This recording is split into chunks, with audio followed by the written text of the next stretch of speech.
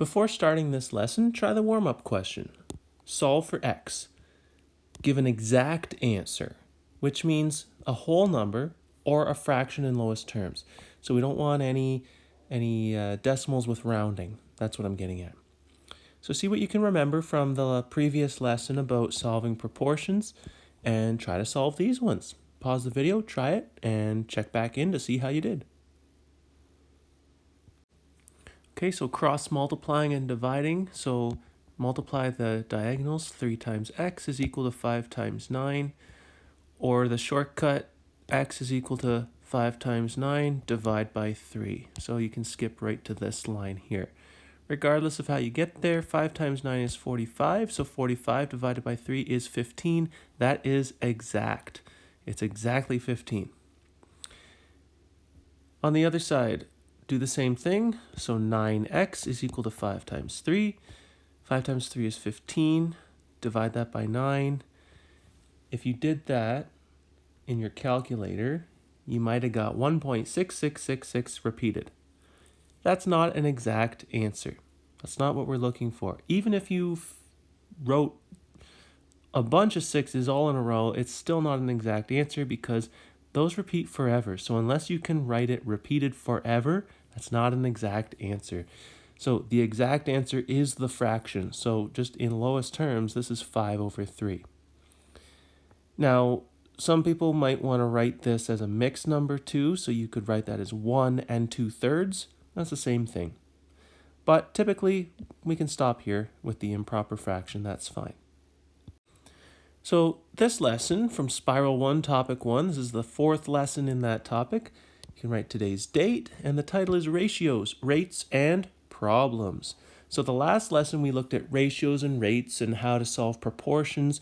Now we're going to use all those ideas from the last lesson to solve problems. So in this lesson, all we're going to do is work through different problems and try to solve them. And hopefully along the way, you'll learn how to read through a problem to find the important information and how to come up with a procedure and how to show your thinking and then finally come up with a conclusion. Example 1. Bob pays $4 for 3 pairs of socks.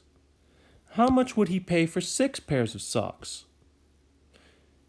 Now, this is a fairly straightforward problem. Obviously, to get 6 pairs of socks, you just double this, so it's going to be double the price. You may feel you don't even need to write anything down, but the reason I'm starting with a really simple problem is so that we can practice communicating our thinking, and that's just as important as getting the right answer. Oftentimes students think, well, I got the right answer, therefore it's perfect.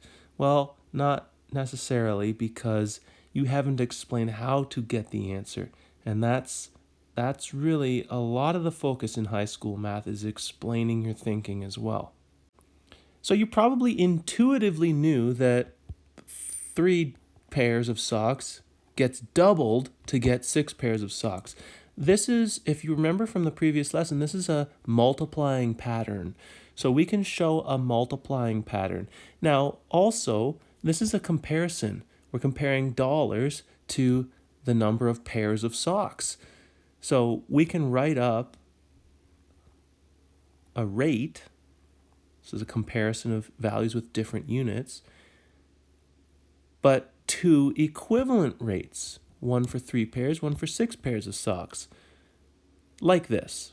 If I compare the price to the number of pairs of socks, I could have one ratio that's 4 to 3, and the other ratio would be X, because I don't know how much it costs, for 6 pairs of socks.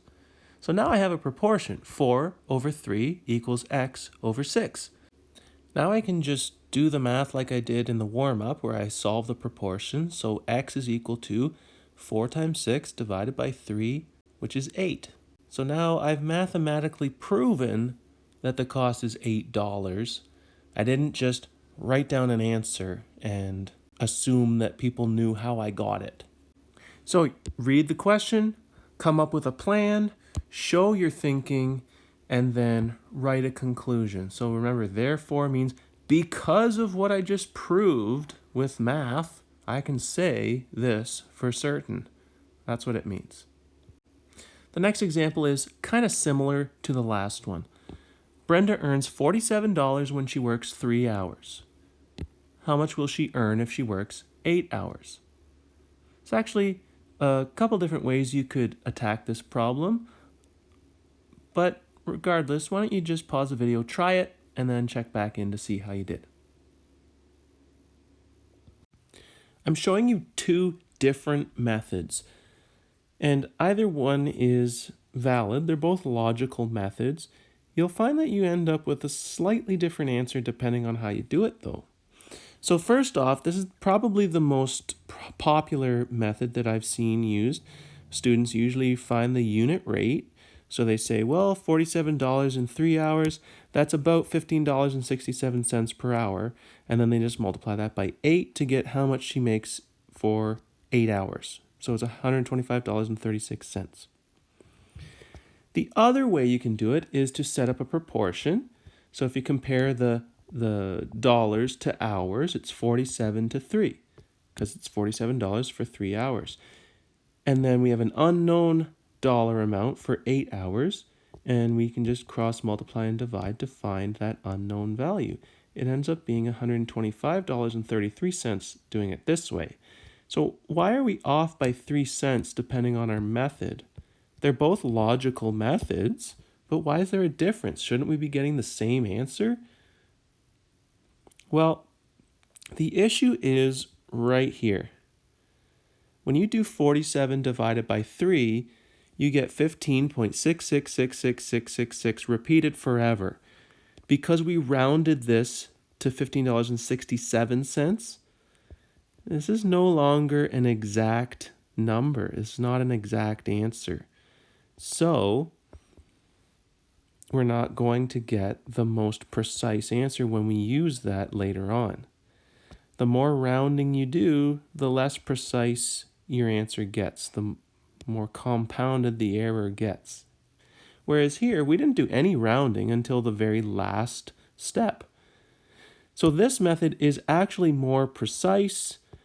However, if you're thinking about a real life example, you don't get paid in fractions of a dollar per hour. You get paid rounded to the closest cent. So this is probably more realistic. So because of these reasons, like they're both logical methods, they both make sense. This one uses a realistic pay per hour because that's probably how she's getting paid. This one is more precise mathematically when you compare the rates. However, if this question was on a test, I would accept either of these methods as long as you do them properly on their own. So this problem is very similar to the last one, and you can solve it in very similar ways as the last example. So the Maple Leafs scored 17 goals in the first 8 games of the season. If the team continues at this pace for the rest of the season, how many goals will they score in a full 82-game season? So in the previous example, we were dealing with dollars and hours. Here we're dealing with goals and games. So you can pause the video and try to solve this problem in a similar way to the previous example. So you can figure out using a unit rate or using the proportion and solving. Check back in, see how you did.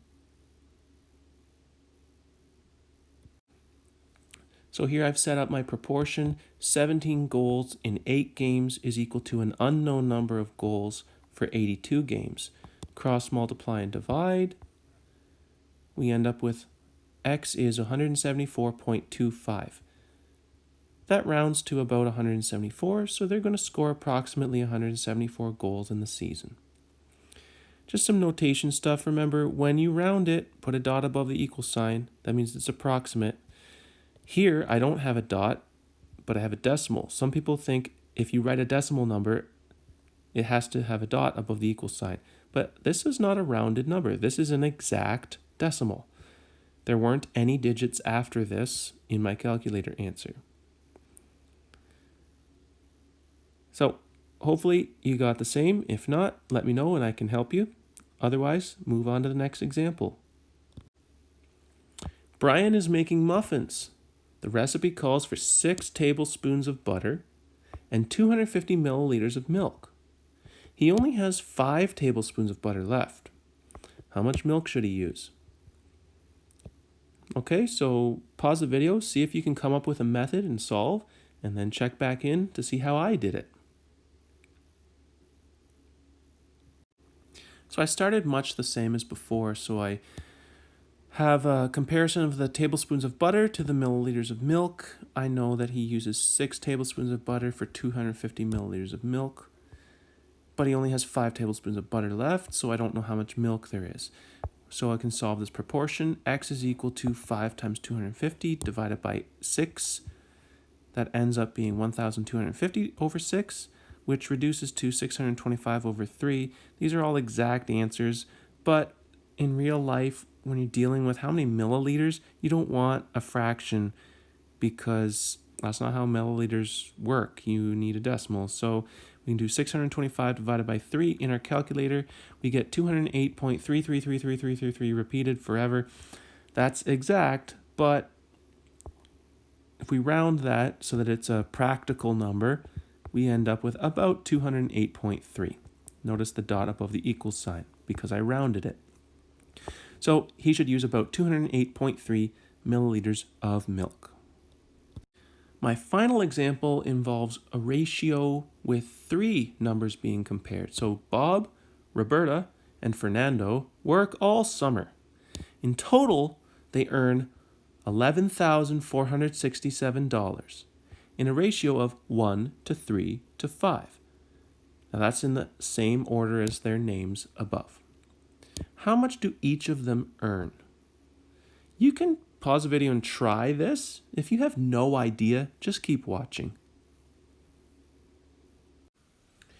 So because this ratio deals with more than 2 items, I decided to figure out how many shares or how many divisions is this amount divided up into.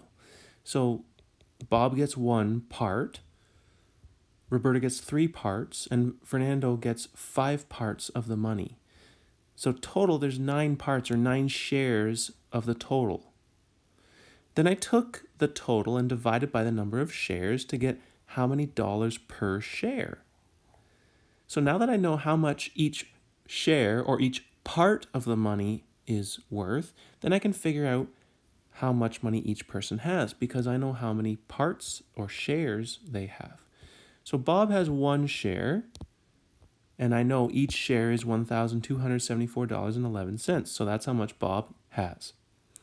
Roberta has 3 parts or 3 shares, so she gets 3 times that, $3,822.33. Fernando gets 5 times as much as Bob, so he gets $6,370.56. So when you're dealing with ratios that involve more than 2 values being compared, it's often easiest if you figure out how many shares or how many parts it's divided into. So those are just some examples of working with ratios and rates and proportions. Hopefully this was helpful as you work through the practice problems. And if you get stuck with anything, just let me know and I'll do my best to help.